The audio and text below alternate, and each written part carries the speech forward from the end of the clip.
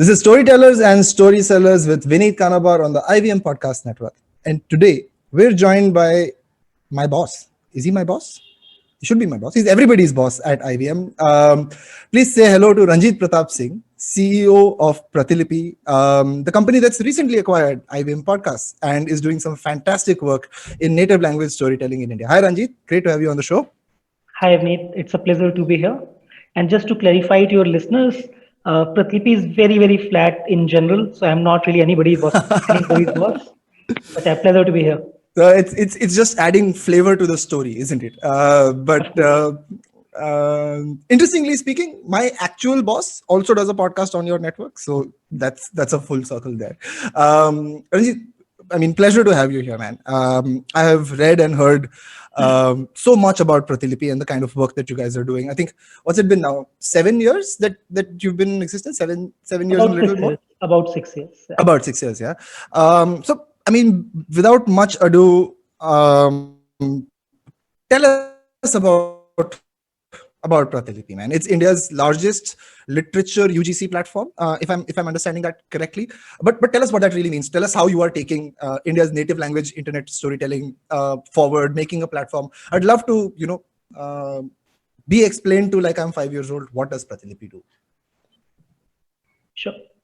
So the way we think about Pratlipi essentially is that Pratlipi is an Indian language storytelling platform, at least for the moment. The basic premise is that we want to essentially build products and platforms where people can come and share their stories with each other in multiple different formats, multiple different languages, multiple different geographies, and everything else. So obviously what Pratlipi is known for is our literature product, which is called Pratlipi, where people come and publish their stories, novels, books, essays, stuff like that, and other people come and read that. But as I was saying, like we see ourselves as a storytelling platform, and literature is a part of it, which is why we have recently launched Pratlipi Comics, then Pratlipi FM, and now IVM Podcast. So the basic understanding is that, like, if you have a story that you want to share with the rest of the world, you should be able to do that, like irrespective of any barriers, as far as possible. Fantastic, man. I mean, I know that around the world, publishing platforms have always been sort of lifeblood of the internet, right? Like when I started my journey with the internet, I know Blogger was one of the first things that I went to, right? WordPress was a big thing as well.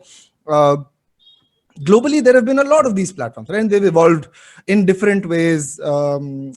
Some have gone the community publishing way. Some have gone just writer support with Wattpad and stuff. Then there's Substack, which allows you to publish and monetize differently, right?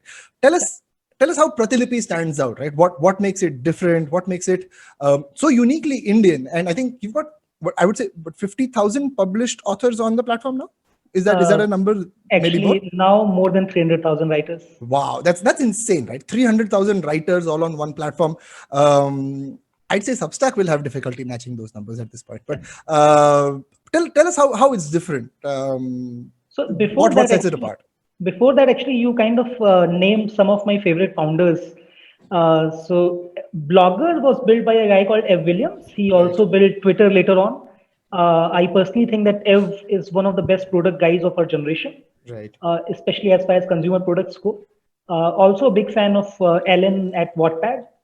So broadly speaking, to be fair, I think Blogger was a revolution, just like WordPress. It's just that they were built in a like long time back in a different era where they focused largely on the tools and the technology, and they did not really address discovery very well. So if you write a blog on Blogger or WordPress, like the technology is absolutely fantastic, especially considering a lot of it was actually built a long time back. It's just that you don't really build any distribution on top of it. Right. Our thesis behind building Pratlipi was that like the best writers should only focus on their craft, and everything else, including distribution, should be kind of taken care of by the platform itself. Right. So that is broadly what is different, and that's probably just it. Similar to, I think, Wattpad is quite similar as far as our literature platform is concerned as well. The only real difference is that Wattpad kind of is concentrated into a few genres. Right. Most importantly, teen romance. We, on the other hand, have been taking a lot more horizontal approach, both in terms of newer products like comics and FM and IVM, but also in terms of genres and categories that we have on Pratlipi itself. Right. So we will have a lot of niche genres like historical fiction, science fiction, We have actually books on like education. We have a book on quantum mechanics in Malayalam. We have writers who were like used to work at World Bank and now they write about economics or healthcare.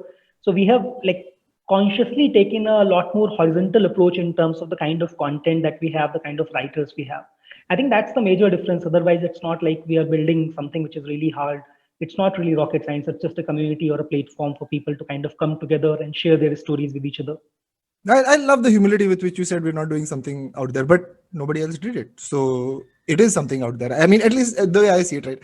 And before I go into asking you about the history of the platform, right? Just explain to us what happens when a writer signs up for Pratilipi. How's that sort of onboarding process like, or what are the thought processes when you are going out to onboard people? What happens and what are the possibilities if someone signs up for Pratilipi? Before that, I think the best proof of how Pratlipi is working right now is probably that we don't really onboard writers. So 90% of Right. our new writers are people who are readers on Pratlipi. They read like 50 or 100 stories. And then they thought that, you know what, I also had a story that I wanted to share with the rest of the world. And because I have read so many stories, let me also share my own story with the rest of the world. So Right. a vast majority of these new writers are already familiar with how the product works, and like how do you get more readers, how do you get reviews, what you need to do, what you cannot do, and things like that. So generally, the way it would work is that you will register on the platform and just you will go to a writer panel and you will start publishing, and that's probably just it.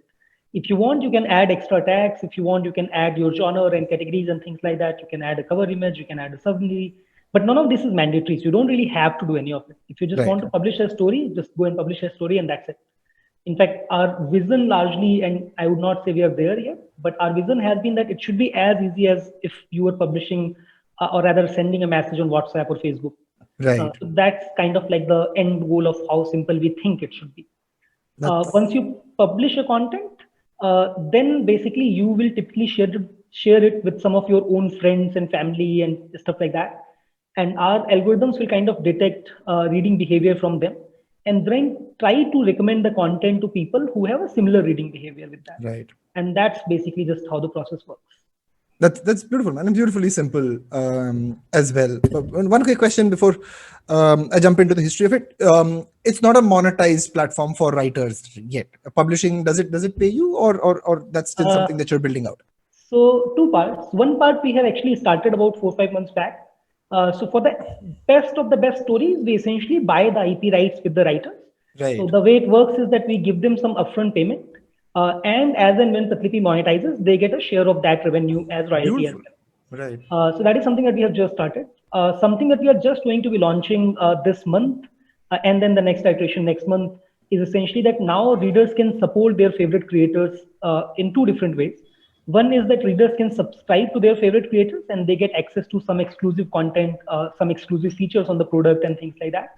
And second, even if they don't want to subscribe to a creator, they can give them virtual gifts as stickers to Right. show their appreciation. So Right. both of these ways, writers will kind of make money from readers directly.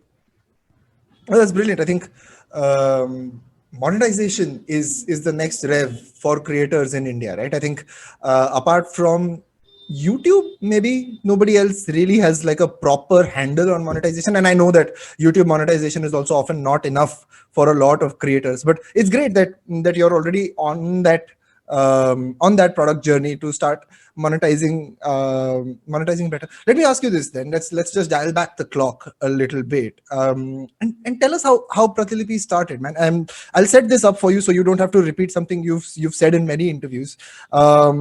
You're from a small village in UP, Right. and one of the few literate people in that village, people who could read and write. And then you went to FMS. You're also a voracious reader who then went to FMS and then worked at Vodafone for a bit, right? And that's where the whole Pratilipi idea was swirling in your mind. And again, I know this because I've just sat down to listen to a bunch of your interviews. So tell us how this really happened at that point in time. Right? There's so much opportunity that you're seeing. You're a reader who's not able to break through and get access to newer audiences. And again, we're talking about mid 2000s, the first decade or so. Right. So tell us about how the history of this company happened, right? And I'd love for you to get started at the point where you're already at Vodafone, you have so much exposure, you know what is possible to do. How did you go from there to finally having a company founded with your founders? I'd love to know that journey. Sure. Just to be clear, one kind of correction. So it's not that I am the first literate. It's more like I'm one of the few English Yeah, literate. yeah, that's what I meant. I'm sorry. My Yeah. mom takes a lot of pride in the fact that she was class 12th pass at the time when most girls were not. Right. So I wouldn't want to kind of disappoint her by saying that she's not Oh, literate. no, absolutely. And big ups to your mom about that. Yeah. So especially given that my father failed in class 8, so my mom takes a lot of pride in the fact that she actually passed class 12. Beautiful. Beautiful. So yeah. So I have been facing this problem as like one individual or as a person that I couldn't find enough content to read when I kind of started my engineering. So I did not want to solve this problem. I wanted somebody else to solve this problem, primarily Right. because I always thought that my biggest strength is more in terms of problem solving and less in terms of technology or product. So even if and when I would have started a company, my thought process was that I should build something more like consumer ops or like software as a service company, not a media technology company or a consumer internet company. Uh, so like when I was in Vodafone, like my last stint was in Ahmedabad, and I was coincidentally given an area which was both the second largest for Vodafone, but also one of the few areas in Gujarat, probably the only area in Gujarat where we were actually not the market leader. So in Gujarat, Vodafone has a very, very strong hold. And in telecom, it's like almost probably the only circle or only area where a telecom company actually had more than 40% EBITDA. Oh, wow. But like Ahmedabad was not really part of it. So my Right. territory was always either the worst or the second worst for 15 years. And then like I joined with the help of my team. Obviously, we were able to do kind of really well. We were the best team 2 out of the last 3 quarters, 2 of the last 3 months, and the second best team in the third month. So at that point, I started thinking that this now seems a little too comfortable.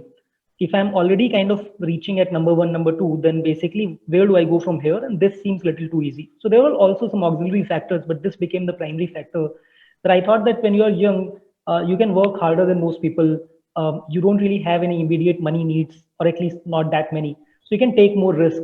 So I wanted to basically do something which is a little bit more challenging, which forces me to kind of do things which I'm uncomfortable with, and also help me grow at a faster pace. And this was when you were 25, 24, 25? Yeah, I think 24, 25. Yeah. Sure.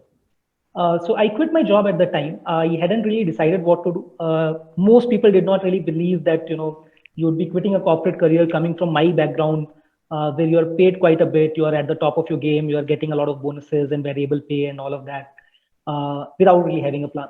Right. But my plan essentially was that like I'm still so young that I can take a lot of risk. Even if nothing else works out, maybe after 6 months or a year, I can join back corporate. Worst case, I'll be paid a little bit lesser. It's not really that big a deal. So the first thing that I did after quitting was essentially like take some time off to go and stay with my friends, and then just try and reach out to different founders and like see if I like one of them enough to basically beg them for a job. So I had a com science degree, then an MBA. I have worked in retail, channel sales, marketing, and a bunch of different domains.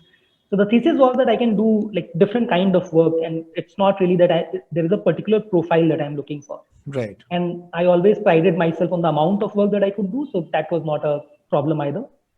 So I met a bunch of founders. I liked some of them, but did not like anybody enough to say that like give me a job. So I was still kind of deciding that. My last pit stop was in Bangalore, where to make ends meet, I was also teaching for people to train them for CAT, which is the MBA entrance examination. Right. And around this time, like I was talking to some of my friends who knew that I had this problem. They basically said that like you have been trying to find out what to do. And this is a problem that you have been saying that you want somebody else to solve, and nobody else is solving this, which should mean that it is hard and challenging, which is what you are looking for. So why don't you kind of give it a shot? And I thought that kind of makes sense.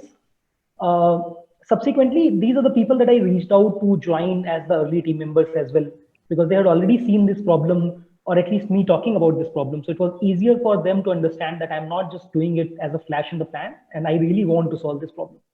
So these people basically became my co-founders as well as my early employees. And that's how Pratlipi kind of started. That's beautiful, man. I think discovering that the problem you want to solve is already a problem that that you have felt personally for so long. I think that's a beautiful moment, right there. Let me ask you this, right? And around this time, when you're forming your team, you got like a core bunch of people that you trust, that you want to work with together. It's still just the founding of a company, right? There's still a lot more that needs to happen there, right?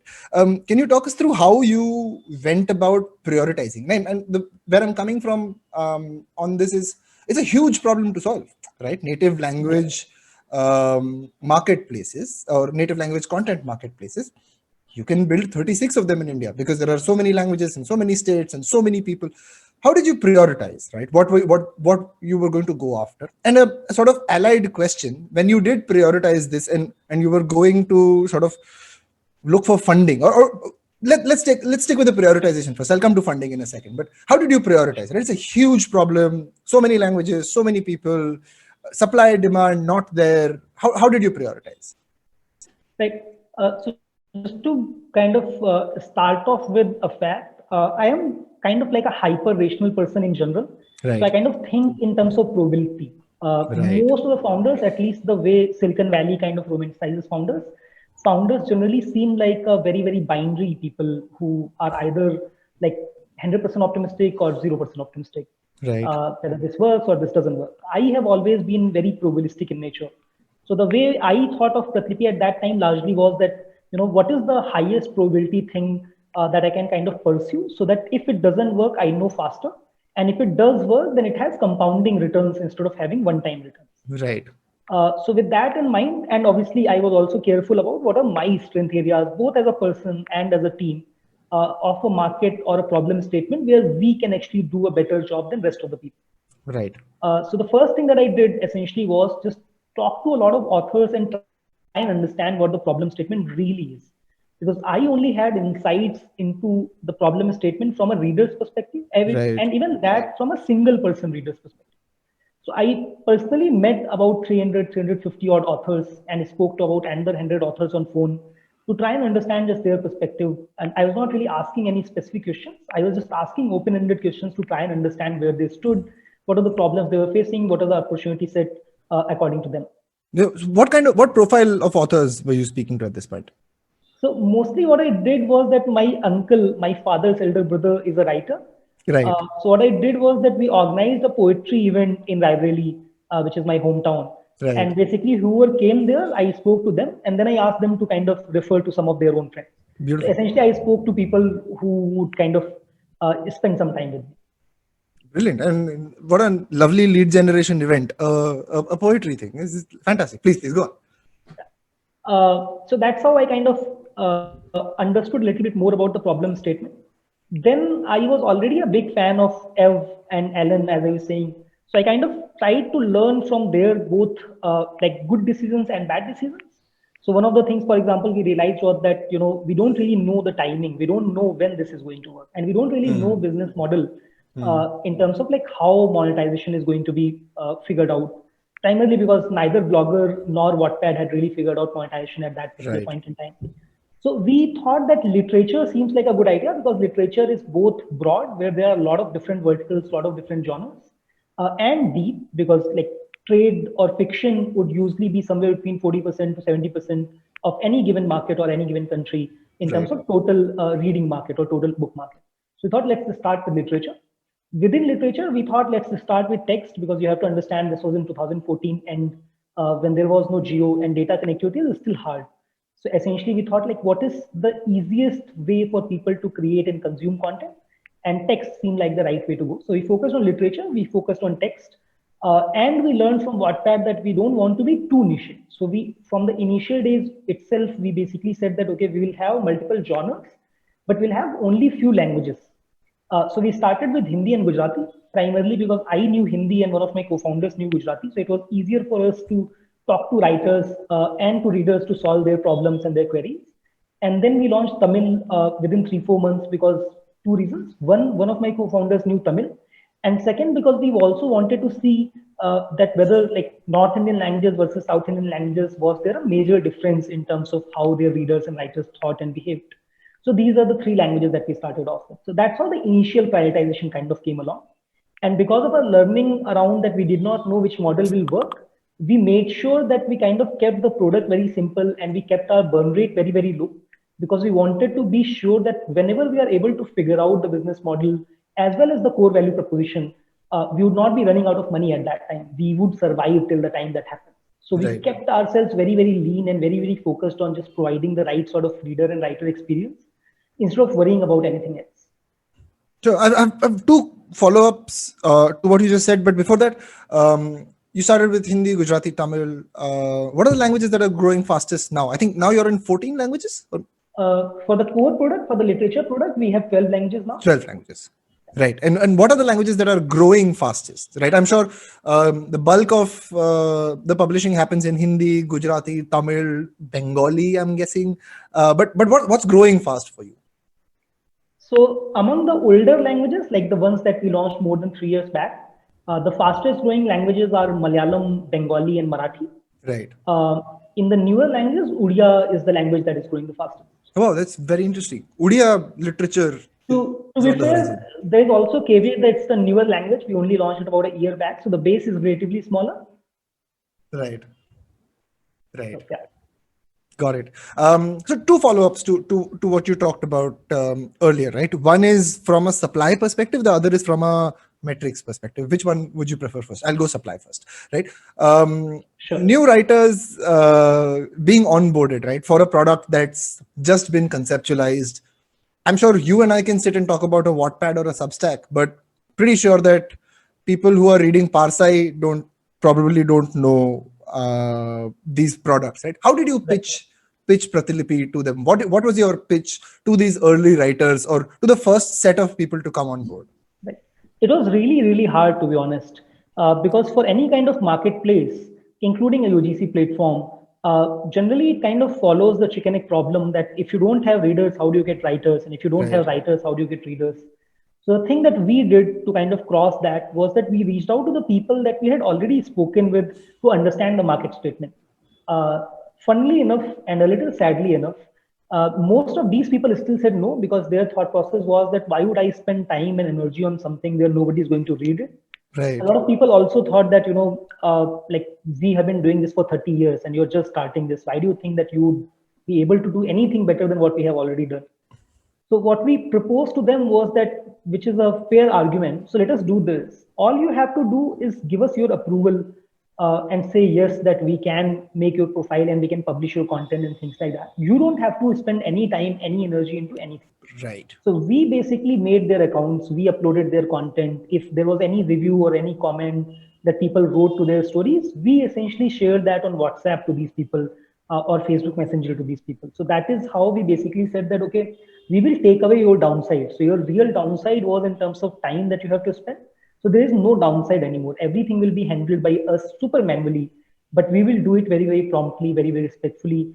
And if people come and read that, like that is what you wanted. And if people don't read that, all you had to do was basically say yes, and that's it. Like there was no other downside for you. So that is how we got our initial like 150, 200 writers.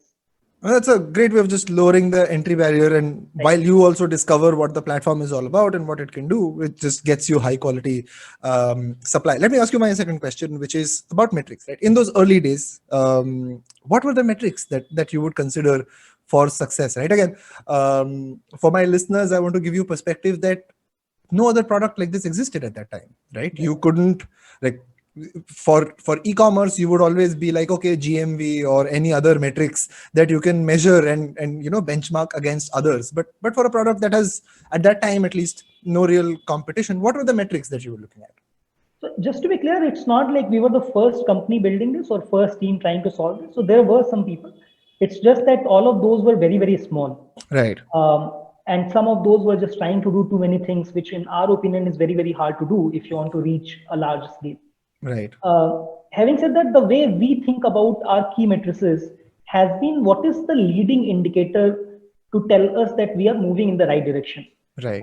So we basically, in fact, funnily enough, our leading matrices or what we call our North Stars have basically remained the same from, I think, the first month till even today. So we had two North Star matrices. One was stories read. So that will basically count only if somebody has read the entirety of a story. So if you Right. read 5 lines of a story and kind of go away, that doesn't count as stories read. And new stories published.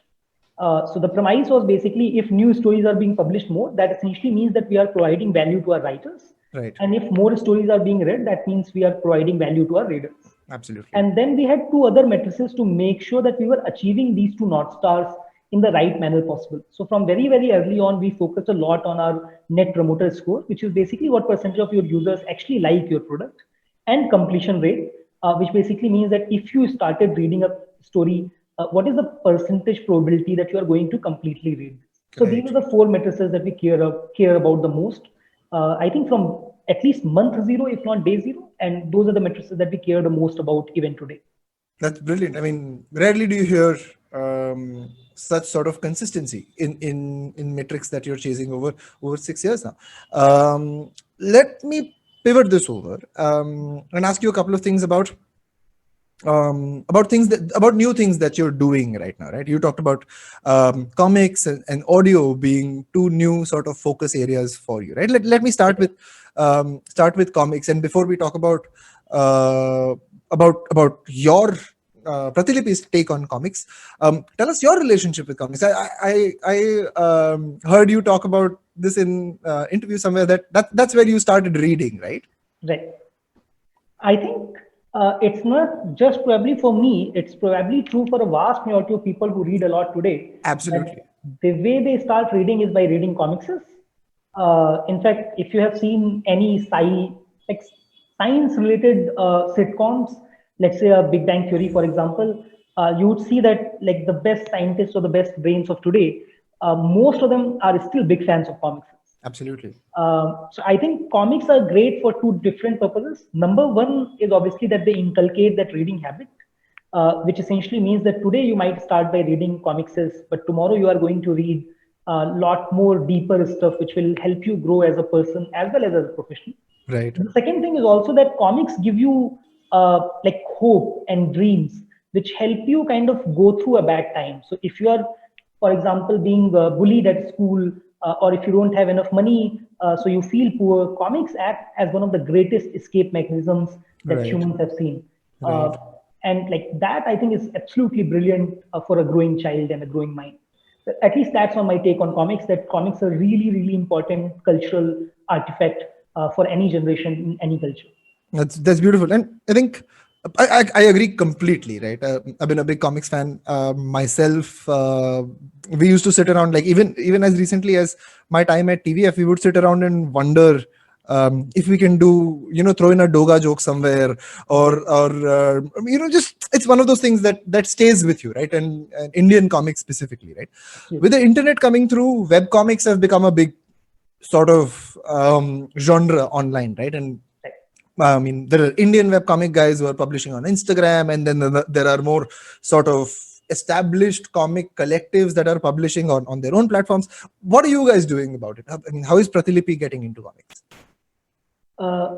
So our thesis largely for comics is very similar to our thesis for Pratilipi's literature product, which is essentially that over a period of time, we want to basically be the player where anybody who wants to share their story via comics to rest of the world, they should be able to do that. Right. And we will have multiple formats within comics as well. So right now, for example, what we have done is that we have licensed some stories from global players. For example, let's say Tapas. We have licensed some stories or comics from like the old legacy comic companies in India, including Amar Chitra Katha and Diamond Comics, which publishes Chacha Chaudhary, Billu, Pinky, stuff like that. We have partnered with new age comic publishers, including, for example, TBS Planet, Graphic India, and we have comics from freelancers as well as comics from our own Pratilipi stories, Right. which people can come and read on the platform. We started kind of Pratilipi Comics, I think, less than a year back. And I think in February, we should have 1 million people reading comics every month. That's fantastic. So I think in less than a year or year and a half, we would probably be the largest comic player in terms of actual unique readers. And I think like that is still barely the beginning. So at the peak of comics popularity in India, late 90s, we had, for example, a new comic, especially if it featured Nagraj or Super Commando Dhruv from Raj Comics, it will sometimes sell over 1 million copies. Right. Now that number is actually less than like 40 to 50,000. So we want to get to a point where that number goes back to 1 million, and then hopefully from there to 10 million. So that's essentially what we are trying to do. And more importantly, that like instead of just having publishing houses publish comics, and hopefully that will also happen, that we will have like hundreds of publishing houses and studios, but hopefully we'll also have a lot of younger people doing it as just a fun hobby, where you just want to create comics for fun. Right. Or you just want to do it as your own way of escape mechanism, or you want to do it to build your own personal brand, or you want to do it as a career. So hopefully we'll build a platform where all of these possibilities become real. At least that's the dream behind Pratlipi Comics. And that's a totally worthy dream. Again, two follow-ups to what you just said. One is the way that you need to bring people together to create a comic is very different from self-publishing literature, right? Like comics require, you'll need an artist, a colorist, someone to do script and writing, all of that, right? Have you retooled the marketplace a little bit to fit in the way comics operate, or has it been like a natural fit to what you were doing earlier? Just want to get your sense from a product perspective, maybe. So the honest answer is we are still figuring it out. So right now, because of exactly the reason that you said, that book writing can still be a single endeavor.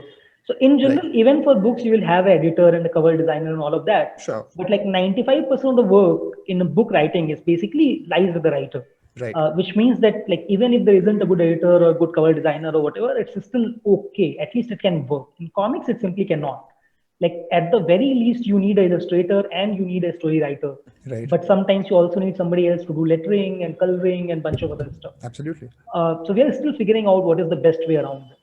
The second problem statement here also is that different comic artists actually have their own preferred tools.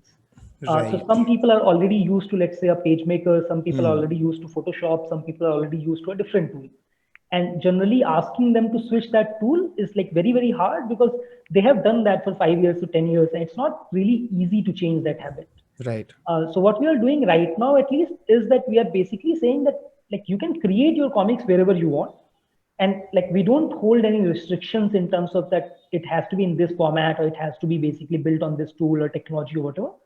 In the beginning, let us try and solve for distribution. Let us try and give you more and more readers and more of an audience, people who really like your work, who engage with that work, who follow you for your future works and things like that.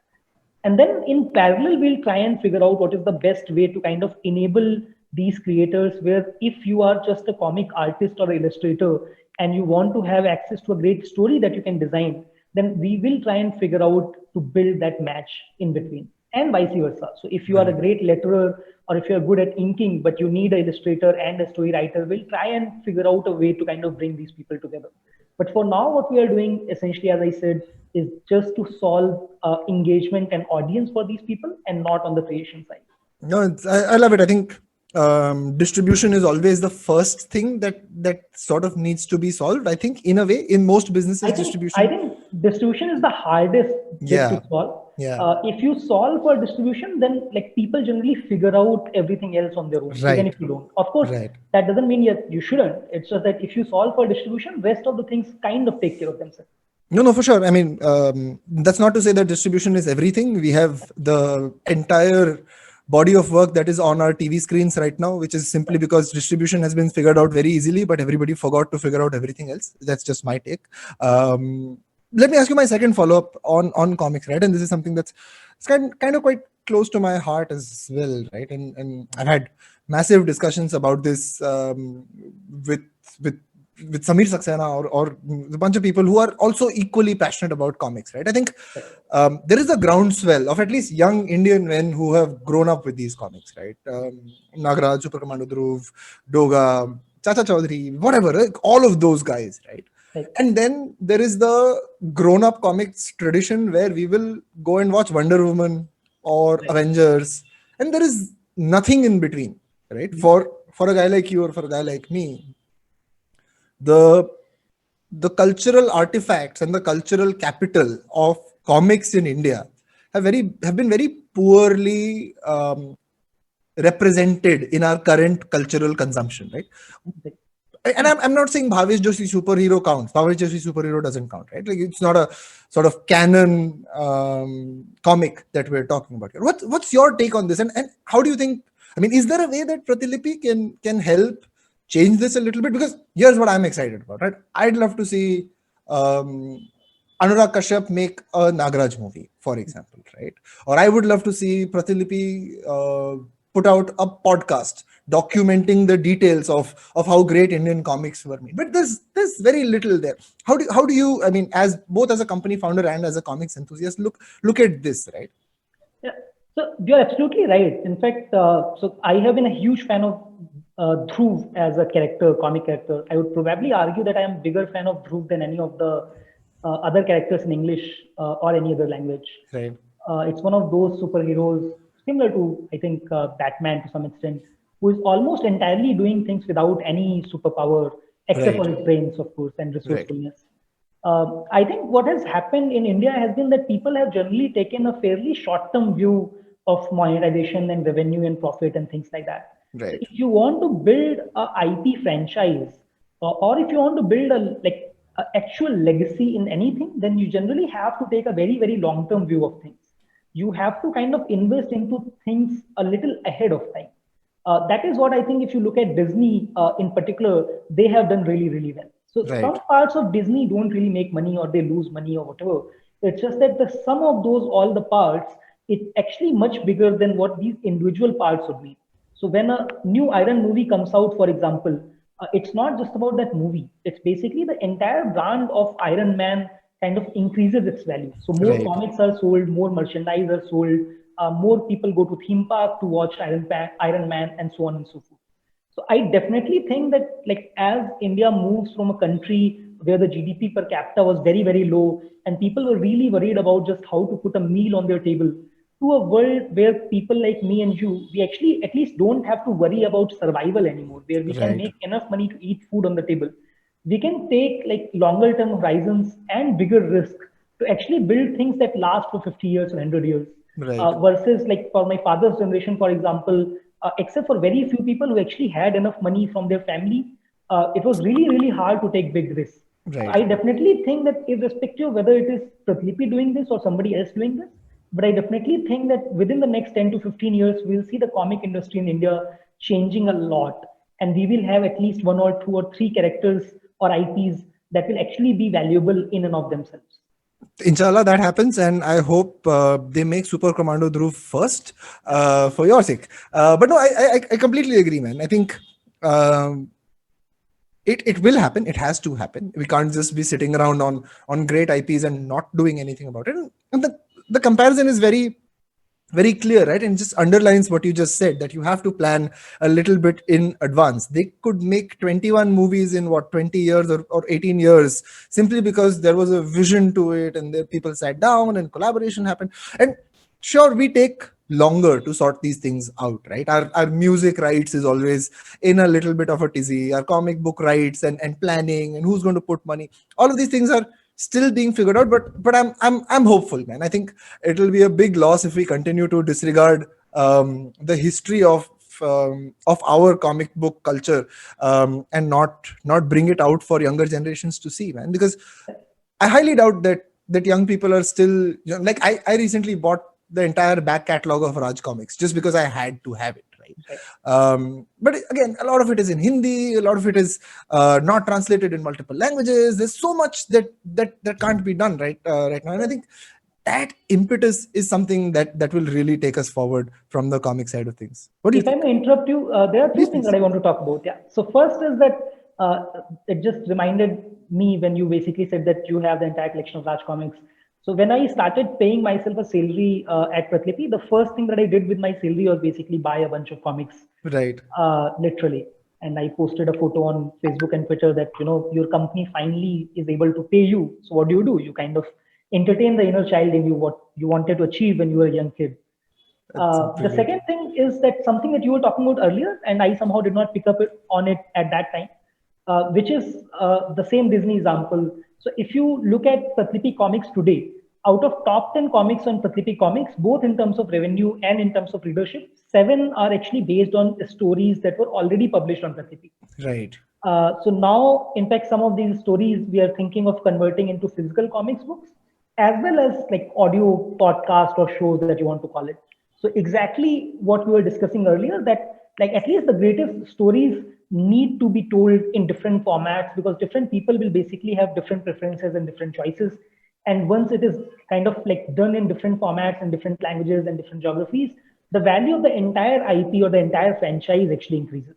So that is something that we have already started seeing, and we are going to be doubling down on it very, very significantly in the coming years. That's great, man. And let me double click on that for a second, because I think apart from the marketplace and the product and the people that you've generated, the largest value or the most disproportionate value that can be created with Pratilipi is through these IPs, right? I mean, are you looking at that as a strategic sort of wing going forward? What's been the progress on that like, right? Are there some success stories that you already have that are really working for you? And what's the vision on that side of things, right? Yeah, so long term, I think that is the real value of Pratilipi. So different products will be monetized in different ways. So for example, the way IVM monetizes is very different from the way Pratilipi Comics monetizes. And the way literature is going to be monetized is going to be different from both of these.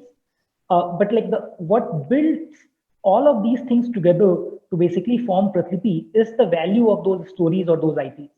So the basic understanding is that once we figure out a great story, it would be told and retold in multiple different formats and multiple different languages over a period of time.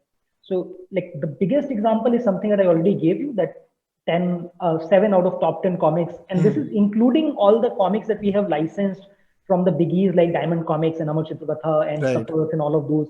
Including all of those, 7 of the stories are still stories published on Pratilipi. Similarly, over a period of time, some of those stories will be converted into physical books. Some of these, in fact, some are already under production that will be covered into physical books. But some of these books or stories will also be converted into web series or TV series or movies or games or merchandise or theme parks or something else. So, in fact, that is what is going to be our biggest focus over the next 5 to 10 years. No, that sounds very inspiring, very much like Disney, and I hope all of that comes alive for you. Let me ask you this to take this a little bit forward, right? We also talked about Pratilipi's focus on audio, and the recent sort of acquisition of IVM that sort of bolstered that stream of entertainment and content for you as well. I'd love to know how you see the audio space growing, right? There's a lot of optimism about it. I think it like podcasts serve a definite need that Indian audiences don't get, which is radio or audio only or talk radio.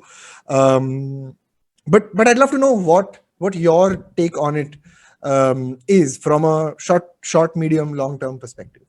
Sure. So to be honest, my understanding is that as far as India is concerned, audio is still a very, very nascent market. We don't really have enough demand right now.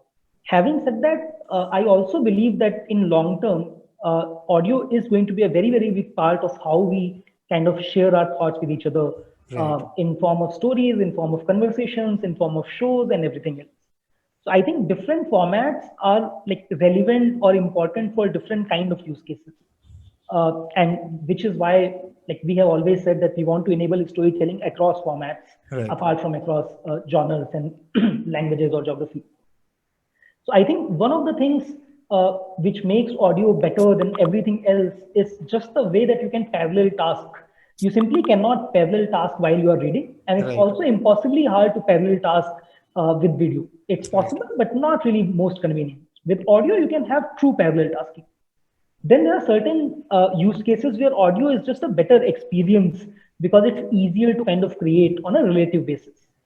And then you can have background sounds and stuff like that. So we believe that audio is going to be really, really big part of how we create and consume content. It's just that we don't know if that is going to happen in a year or if it's going to happen in 5 years. Our thesis broadly here is that we again will kind of make sure that we are there as both a company, but also as an ecosystem in terms of what we do to grow the entire market itself. And then whenever that demand kind of catches up, everybody basically benefits from that. Which is why, as part of IVM as well, for example, it's not just that we are trying to grow IVM, we of course are, but like equally importantly, even as part of IVM, we have been trying to grow the ecosystem as well. So Right. we are trying to build like people who are already creating podcasts or shows which are not a part of IVM. We are trying to bring them under IVM umbrella so that we can give them more audience as well as higher revenue. So this has been the way Pratlipi has worked in general as well, not just what is good for one company or one product, but also what is good for the ecosystem. So at least that is our approach as far as audio is concerned. Fantastic. I hope to be part of that approach, growing Absolutely. bigger and bigger, and then I can quit my job and just be a podcaster and do this full time. Right? No, I'm joking. I love my job. Well, Uh, hopefully at least you would have that choice where you make enough money from podcast where you don't have to do a job. If you No, want to do it, absolutely. that's great. Absolutely. Absolutely. I think that's the dream, to be very honest, right? I mean, in my 20s, I got myself a great job and did some cool things. In my 30s, I want to quit that job and be a podcaster. That's the dream. But let me ask you this. And this is something that that I'd love to sort of get a holistic picture from you on, right?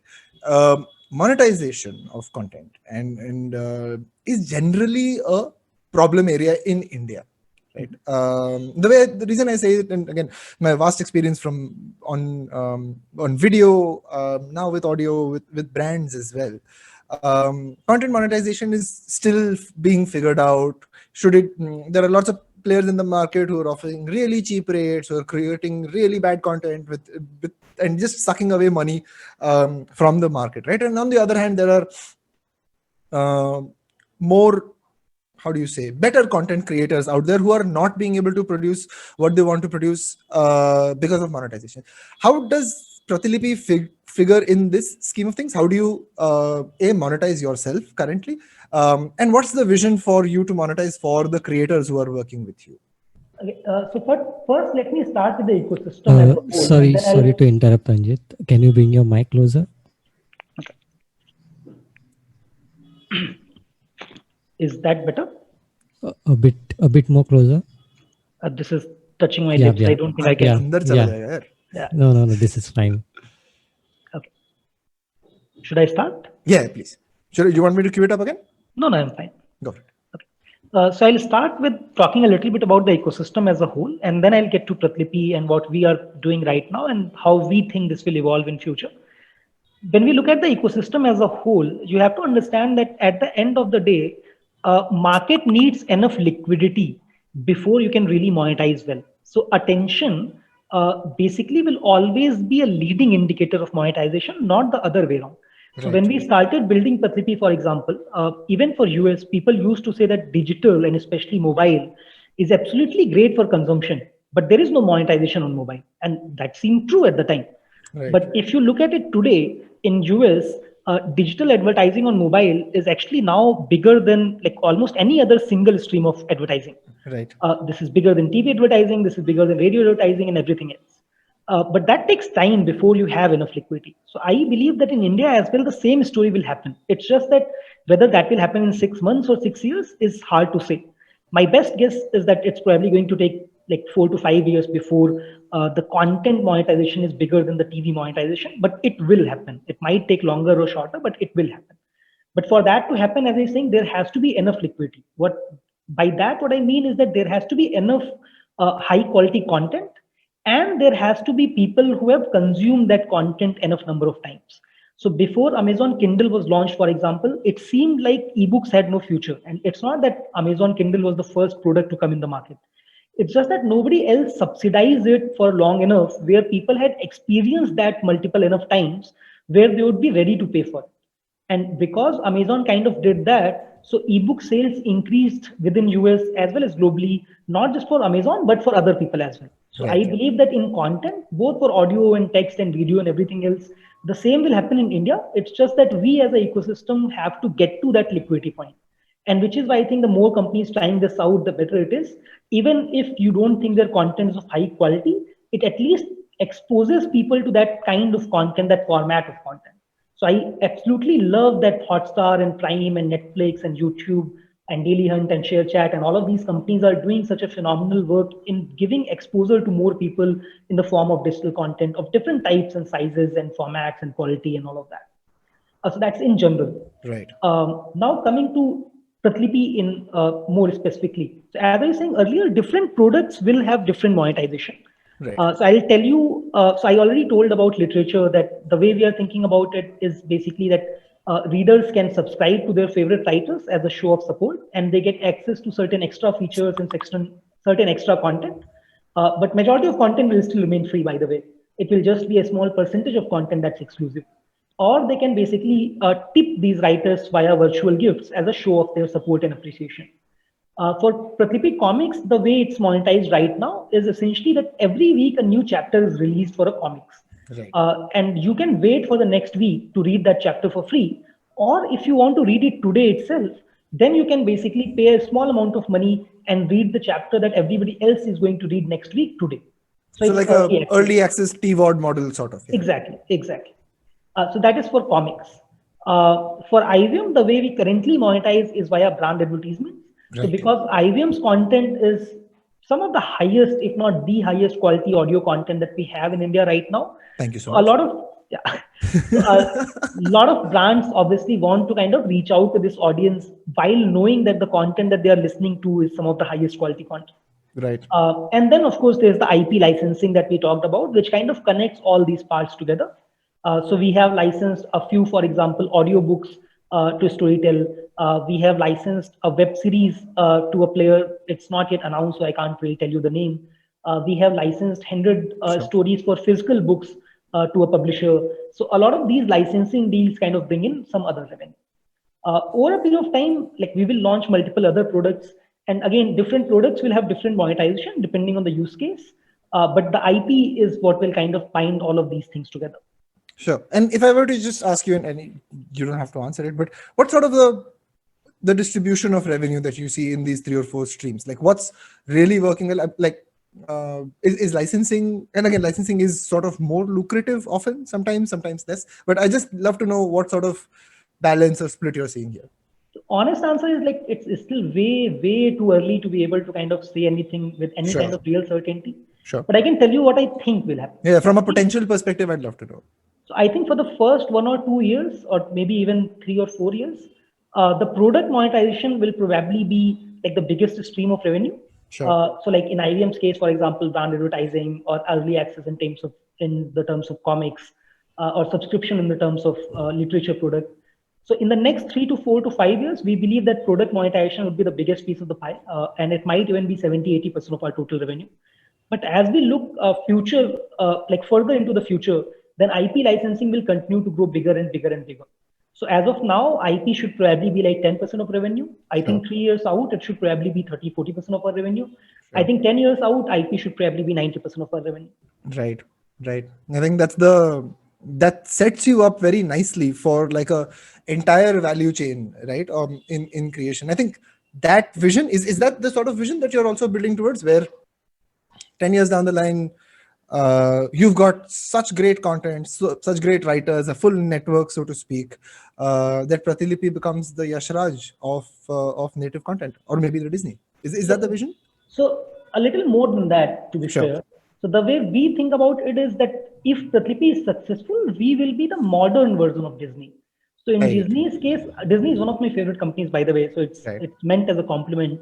That Disney, what they have done better than anybody else in the world is that they have access to 1,000 great creators. Right. And they have taken their stories and kind of licensed them often on their own and sometimes via others to basically build a media media empire. Yeah. Now, our understanding is, what if instead of having 1,000 great storytellers, we can create 1,000,000 great storytellers? Right. So that was impossible in the physical world because of the cost of distribution. But in the world of internet, cost of marginal distribution is very close to zero. Right. So essentially, it's actually possible for us to have 1,000,000 great storytellers. So the goal or the vision essentially is to build a modern version of Disney as against just the Indian Disney or something. And all the best for that. I think you're already putting in such a great effort to formalize a market or a segment of the market that hasn't been done before. I think you're well on your way to that. Let me pivot this away from Pratilipi for a bit in sort of our last segment and talk about you. You're a voracious reader. I just like that's something that I found very interesting from hearing you talk. And again, I thought of myself as a voracious reader. Then I heard somewhere that you read 130 books in a year, and I was like, no, I'm not a voracious reader. That guy's a voracious reader. But tell us about that, man. How is that? How's that become such an important part of your life? Now you're working in literature. Tell us about your journey as a reader. Yeah, so I think for me, reading was always essentially my escape mechanism. Right. Like, anything that I don't like in my life, or anything, if I'm going through a difficult situation or anything, I think reading kind of takes me to a different world. So, Right. in fact, that is how Pratlipi was named Pratlipi, because I think George R. R. Martin captured it very well. R. R. Martin is the author of Game of Thrones. Right. And he basically said that a normal person lives one life. A reader lives 100 lives via the eyes of the protagonist of the stories that they are reading. Because if you Right. are really reading a story and really liking it, you will basically put yourself into that protagonist's shoes. Like the number of Absolutely. people who wanted to go to Hogwarts after reading Harry Potter, I think is going to be insane. So that is how I kind of got attracted to reading, and that's how it still is. So unlike other people, for example, I read because I enjoy reading. I don't read because it's a hobby or because I'm supposed to read 5 books or whatever. It's mostly if I like something, I read it. If I like it too much, I reread it. If I don't like it, I don't read it. So for Right. me, reading has been like just something that I enjoy, and it's a byproduct of reading that you learn some things and you have more perspectives and so on and so Absolutely. forth. But that's not why I read. I read because I find it fun. That's awesome. Tell us about some of your favorite authors, man. That's actually a harder question to answer because it depends on my mood in terms of what I would answer. But I think in Indian authors, I have been a big fan of Nirala and Premchand. So Nirala, I think, has been possibly the most underrated writer in the world and definitely in India. But and obviously, unfortunately for people like us, his poetry kind of uses a little bit of complicated words, which are probably not that complicated for somebody who understands Sanskrit. Right. But for people like me and you, they are sometimes complicated. But the emotions that his poetry captures is like absolutely brilliant. And then, of course, Premchand, I think, has been absolutely phenomenal in the way that his stories kind of transcend time. What he wrote in let's say 1940s is still applicable in Indian villages, and that is probably the best, literally probably the best proof of just how good a writer he was. Right. Globally, I have been a big fan of Mario Puzo, who wrote the Godfather series. But even more than Godfather, I absolutely loved his next book called Sicilian. Right. Um, And these would Omerta probably, after that. and Omerta after that, yeah. So I think these would probably be like some of my top picks. That's lovely, man. It's a good spread as well. Any contemporary writers that you've been reading? So to be honest, nowadays I read a lot more non-fiction than fiction. Right. Right. And vast majority of that would be essays or reports or market summaries and stuff like that. A lot less of fiction. But I think I can talk about again some stories that I have really liked instead of Sure. talking about writers per se. So on Pratilipi, there is a story called Meri Avantika. It's a love and romance story, like a typical Bollywood story, but I think I loved reading that. There's a writer called Shivmurthy, which I think is possibly the best writer that I've read who is still alive. He has published multiple stories on Pratlipi, including a story called Kuchi Ka Kanun. So I think 30, 40 years back, there was a movie made on his story as well. Right. But I think like Shivmurthy in general and Kuchi Ka Kanun in particular is like absolutely brilliant. I think these would be the ones that I can think off the top of my head. Brilliant, man. I'd urge my listeners to go and check out those stories because obviously, if it's something that's coming from someone who reads 130 books a year, you must check it out. I think in fact for your listeners, if they read Hindi, I think Shivmurthy might be the greatest writer that they have read who is still alive. That's Shivmurthy. Yeah. My last question is sort of connected to what I just asked you as well. But before that, let me thank you for your time. I think it's been a fascinating conversation.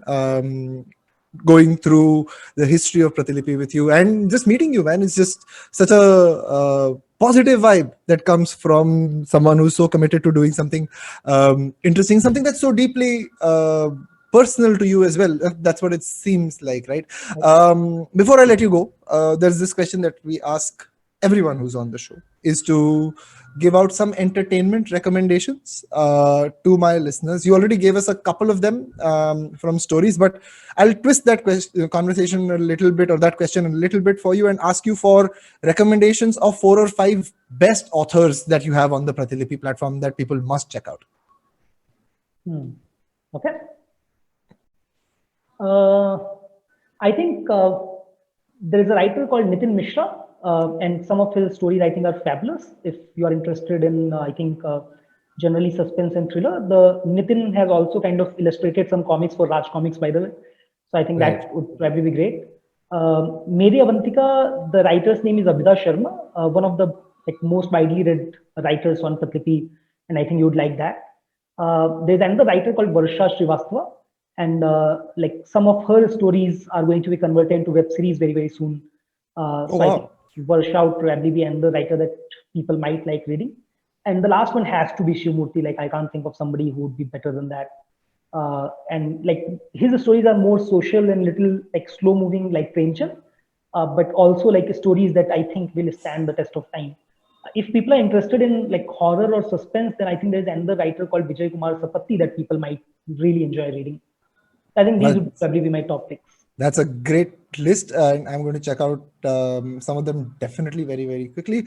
Ranjit, it's been, like I said, an absolute pleasure talking to you and getting to know Pratilipi a little bit better. It's a company that obviously I've tracked for a very long time, and I'm super impressed by the kind of stuff that you guys are putting together. I hope you had fun talking to me. Of course, thanks a lot for having me here. And it was good to kind of not just go into the regular question, but talk about some new and interesting things. So thanks a lot for having me here. Hey, thanks for making time. And that's it on this episode of Storytellers and Story Sellers. This is Vineet Kanabar saying goodbye.